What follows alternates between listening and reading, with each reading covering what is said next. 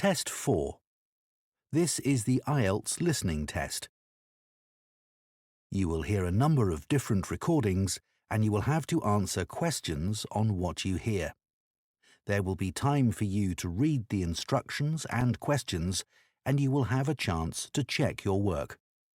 All the recordings will be played once only. The test is in 4 parts.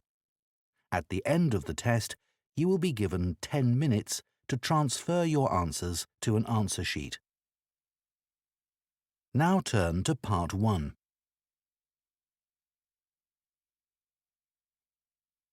Part 1.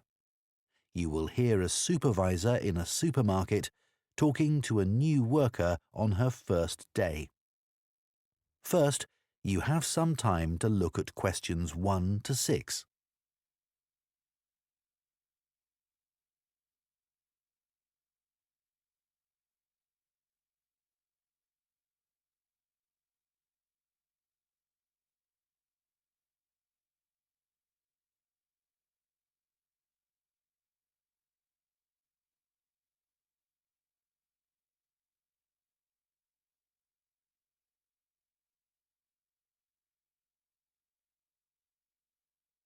Now listen carefully and answer questions 1 to 6. Hello, Charlotte. I'm Caden, one of the supervisors. Welcome to the team. Hi, Aidan. It's Caden. I'm so sorry. Oh, don't worry. People often get my name wrong. They never know how to spell it. It's Kaeden, in case you ever need to write it. I'll try and remember. So, there are a few practical things you need to sort out this morning. Then I'll show you what you're going to do today. The email I received said to go to the front desk to show my letter of appointment and pick up my badge. You'll need that for the staff room and other areas of the supermarket where shoppers aren't allowed. So, after you've finished at the front desk, I'll take you to the staff room. Put your coat and rucksack in one of the lockers there. Take whichever one is free. Will I have a key? Yes, try not to lose it. At the end of the day, leave it in the door for the next person to use. Will do. You also need to go to the HR department to see Tiffany. She's really helpful. I was told to bring my passport with me. HR need to take a note of the number in it. That's right. Or you can show your ID card. I don't have one of those. OK. Tiffany will give you a uniform. They have lots in different sizes, so you just tell her what you need. I won't come with you to HR. I've got to go and sort something else out. Problem with a bread slicer. Is the HR office near the staff room? The staff room's on the 1st floor, and HR are a couple of floors above that, on the 3rd floor. There's a staircase outside the staff room. OK. When you're finished with HR, come and find me in the bakery section of the shop. I'm looking forward to getting started. I'll just give you my phone number in case you can't find me. Have you got your phone there? Yes. OK. Ready? It's 0412 66 5903. OK. Done. Before you hear the rest of the conversation, you have some time to look at questions 7 to 10.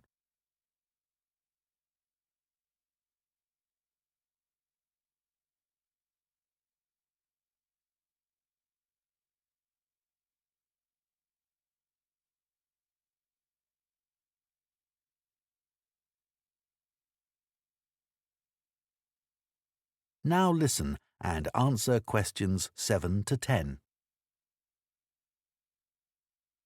So, Charlotte, your tasks today are in the bakery section, on the sushi counter, and on the meat and fish counters. The first job is to check sell-by dates on the bread and cakes. If any of the dates are today's, put a new price label on the packaging. What if any of the labels are yesterday's dates or older? Do I throw those items away? Yes, but that shouldn't happen. We check the stock every day. When something needs a new price label, put a yellow one on the package next to the original price. OK. After that, you'll go to the sushi takeaway counter. Will I be preparing boxes of food? For today, you'll just be helping the staff. Yes, of course. You'll see lots of flat cardboard boxes at one end of the counter. Beneath those is where we keep the plastic boxes. We run out of those really quickly, so you should bring more from the storeroom. Is that my only task on the sushi counter? No, you also need to clean the area where they prepare the dishes. There are cloths and bottles of spray by the sink. Oh, and please make sure you clean that too. Sure. That's important, isn't it? Absolutely, but you mustn't wash up knives. You have to do some training before you're allowed to touch sharp objects. What should I do if there are any? Ask someone to put them in the dishwasher. OK, thanks. I don't want to get anything wrong. Don't worry, you'll be fine. And I'll be around to help. Right. Finally, the meat and fish counters. You need to clean the area where staff serve customers, including wiping the weighing scales. OK. Anything else? The fish is laid on ice, but when that starts to melt, you'll need to get more from the cold room. I know the staff on the food counters wear a hat. Will that be the same for me? You won't be serving customers directly, so no. But make sure you put on thermal gloves when you take anything out of the cold room. The temperature's low enough in there to get frostbite from touching things. Understood. That is the end of Part 1. You now have 1 minute to check your answers to Part 1. Part 2. You will hear a podcast by a running coach giving advice about taking up running and giving information about her club. First, you have some time to look at questions 11 to 14.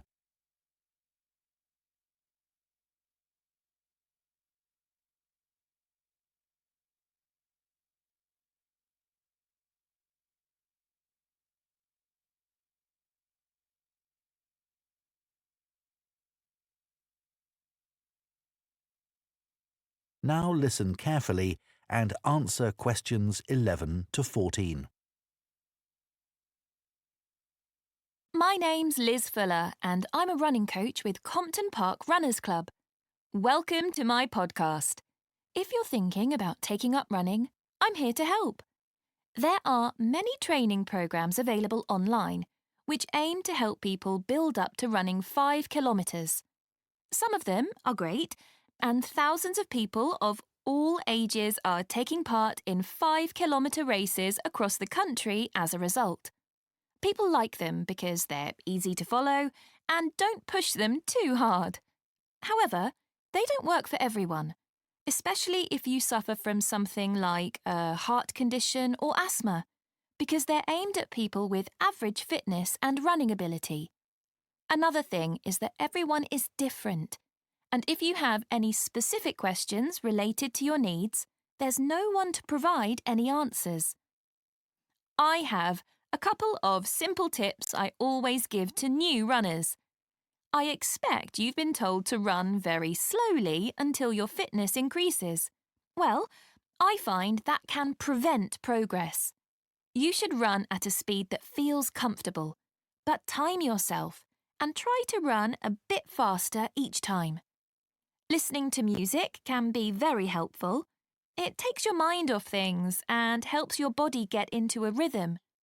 I'd say that is better than running with a friend, especially as most people are competitive, and that's not what you want when you're just starting. I don't think the time of day is especially important. Some people are better in the evening, while others are morning people. But you need to be consistent, so aim to train regularly. Twice a week is enough to begin with. Before you hear the rest of the podcast, you have some time to look at questions 15 to 20.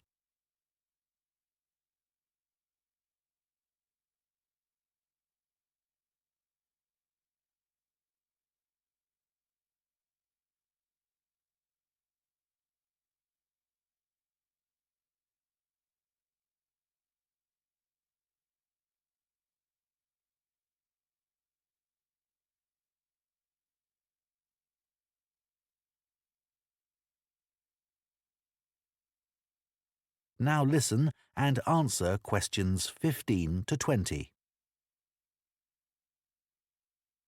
New members often say to me that they've been put off running either because they lack confidence, or they don't have time, or they think they dislike running. Kerry, for example, joined the club 2 years ago at the age of 40. She'd always enjoyed running at school, but wasn't sure if she'd be able to do it. She was worried about being left behind and being the slowest runner. But she says she was made to feel so welcome, she soon forgot all about that. James had always hated the idea of running, but a friend encouraged him to come along for a taster session, and he hasn't looked back. He never misses a training session, despite having a really demanding job. Leo was worried about having to commit himself to training sessions every week and wasn't sure he'd be able to fit training into his busy schedule. But after experiencing a lot of stress at work, he came along to us and gave it a go. Now he says he feels much more relaxed and he looks forward to his weekly run. Mark is quite typical of our new members. He's never considered himself to be a sporty person, and it was only when he retired that he decided to take up the challenge of trying to run 5 kilometres. It took him months to find the courage to contact us, but felt reassured immediately, as there were other people his age who were only just taking up running for the first time. My own journey hasn't been easy. I did my first marathon when I was 37, after having had 2 kids. My husband had been running marathons for years, but I never dreamed I'd be doing one with him. I managed to complete it in 4 hours, but I felt like giving up halfway through. It was only the support of the spectators that kept me going. I do think signing up for a race of whatever length is motivating, whether it's 5k or 25k, because it's good to have something to work towards, and it gives you a sense of achievement. I did my first 10k after only 6 months, which was certainly very challenging and not something I'd necessarily recommend. But after you've been training for a few weeks, it's worth putting your name down for a 5k. Some people find they only need a few practice runs before taking part in a race, but I'd give yourself a couple of months at least. Well, I hope that's given you a really good idea of what... That is the end of Part 2. You now have 30 seconds to check your answers to Part 2.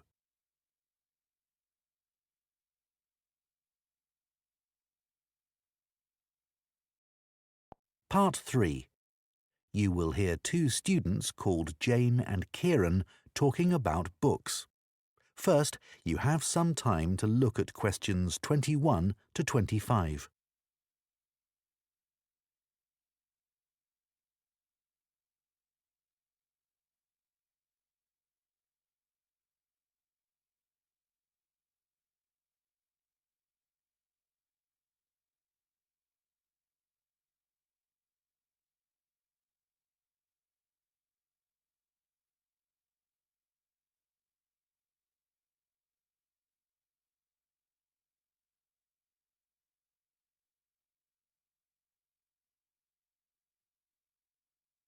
Now listen carefully and answer questions 21 to 25. So, Jane, you'll be off to Denmark soon to do your work placement. Yes, I'm really looking forward to it. And I've just started packing up all my books to put in storage. Well, I hope they don't get spoilt. It's okay. My grandfather works in a bookshop, and he told me how to pack them. Oh, that's helpful. He says you have to support the spine, otherwise the paper can come away from the cover. Yeah, that's obvious. He also told me to pack them flat in the box, not on their side. Again, because they can bend, and if you leave them like that for, say, a year, it's quite hard to get them back to their normal shape. Well, it's pretty clear that ruins them. But a lot of people just can't be bothered to protect their books. He always says it's such a shame that publishers don't use better quality paper. It's the acid in the paper that causes the problem, isn't it? Yeah, that's why old books go yellow. You know, some of the books my grandfather's given me are like that already. Oh. I should dump them really if they're going to deteriorate further, but I'd feel bad. They'll always remind me of him. He's quite a collector, you know. Well, if they're important to you. Yeah, I'd regret just throwing them away. You know, maybe it's because I was taught to treasure books, but I hate seeing students force open the pages of paperbacks. They press so hard they end up breaking the spine. I know. But unfortunately, paperbacks aren't designed to last a long time, and people know that. Hardbacks aren't quite as weak. Yeah, they're different, I suppose. But I still don't think people value hardbacks like they used to. Well, they aren't decorative, are they, like other objects? Plus, nowadays, people don't keep them out on shelves as much as they used to. That's such a pity. When I visit someone, if they have, say, a colourful book on a table, it's the first thing I'm drawn to. I agree. And book covers can be a work of art in themselves. Some are really eye-catching. I've always been taught to handle books carefully. If you watch someone take a book off a shelf, well, they usually do it wrong. Ah, my grandfather says you should put your hand right over the top of the book. Or, if you can't do that, pull the other books on the shelf aside so that you can hold the whole cover. When did you learn all this?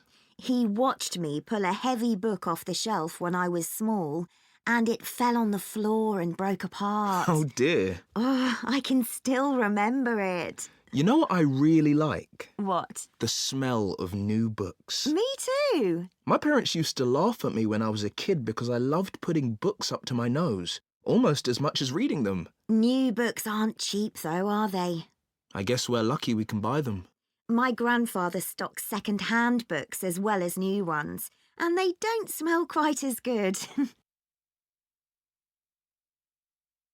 Before you hear the rest of the discussion, you have some time to look at questions 26 to 30.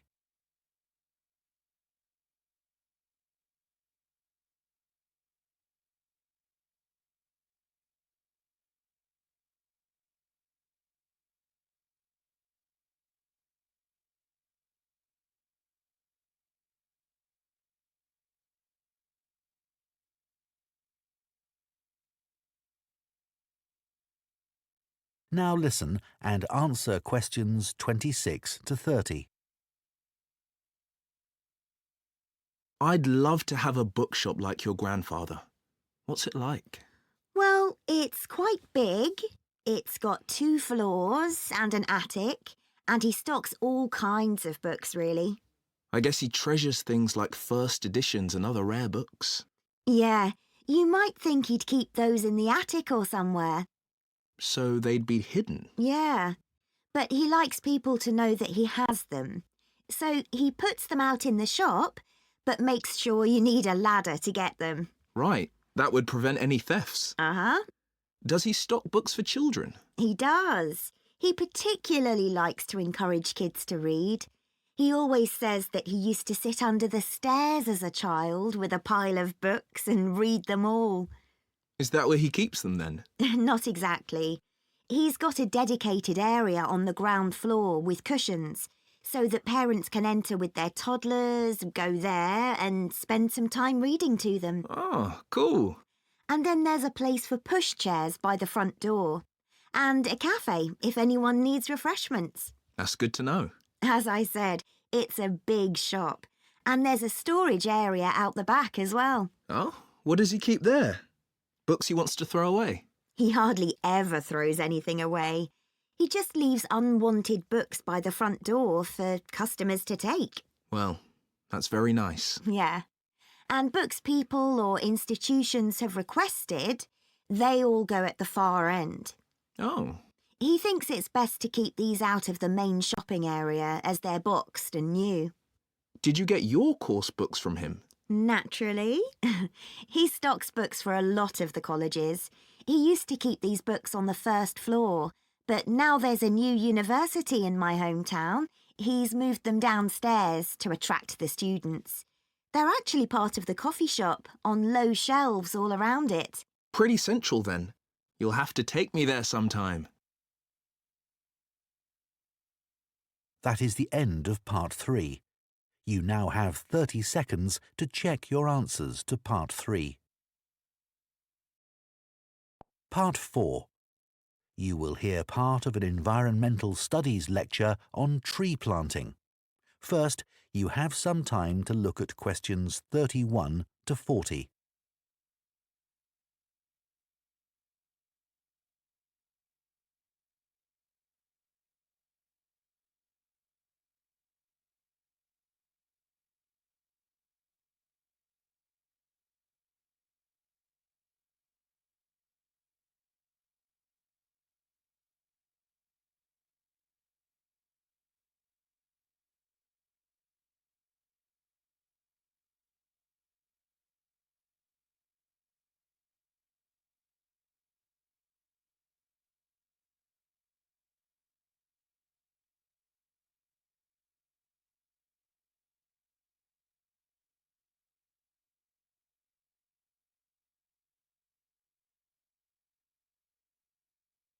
Now listen carefully and answer questions 31 to 40.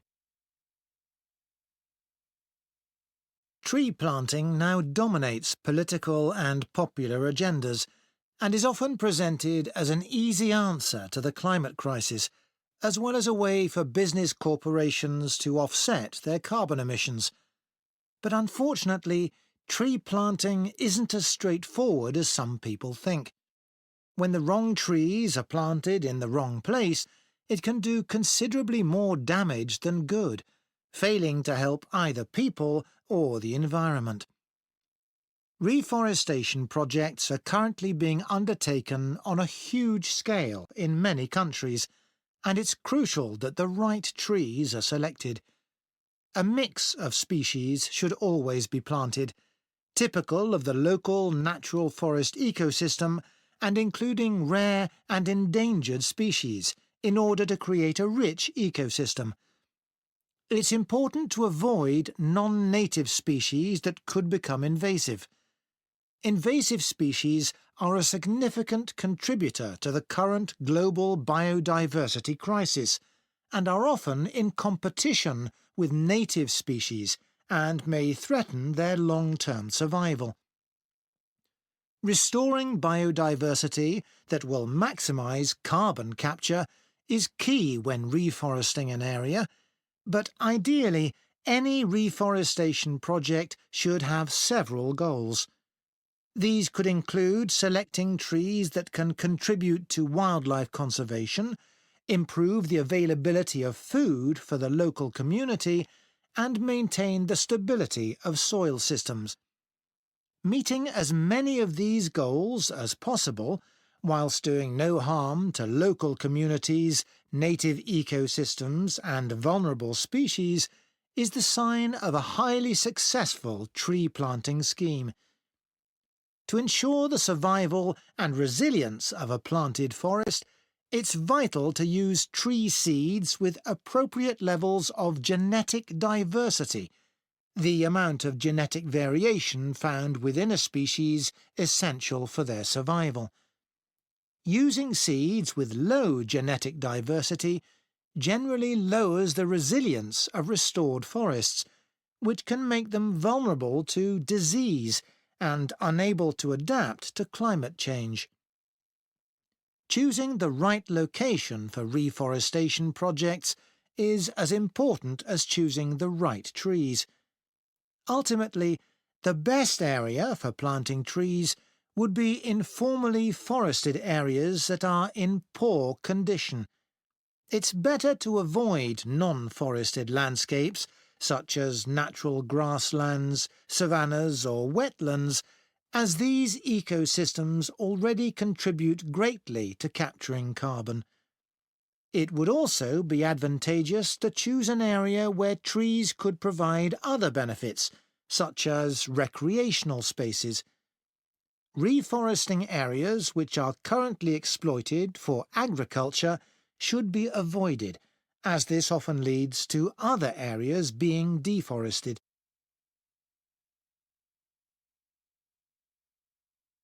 Large-scale reforestation projects require careful planning. Making the right decisions about where to plant trees depends on having the right information. Having detailed and up-to-date maps identifying high-priority areas for intervention is essential. Drone technology is a useful tool in helping to prioritise and monitor areas of degraded forest for restoration. In Brazil, it's being used to identify and quantify how parts of the Amazon are being devastated by human activities, such as rearing cattle and illegal logging. A good example of where the right trees were picked to achieve a restored forest is in Lampang province in northern Thailand. A previously forested site which had been degraded through mining was reforested by a cement company, together with Chiang Mai University. After spreading 60 centimetres of topsoil, they planted 14 different native tree species, which included several species of fig. Figs are a keystone species because of the critical role they play in maintaining wildlife populations. They are central to tropical reforestation projects as they accelerate the speed of the recovery process by attracting animals and birds which act as natural seed dispersers.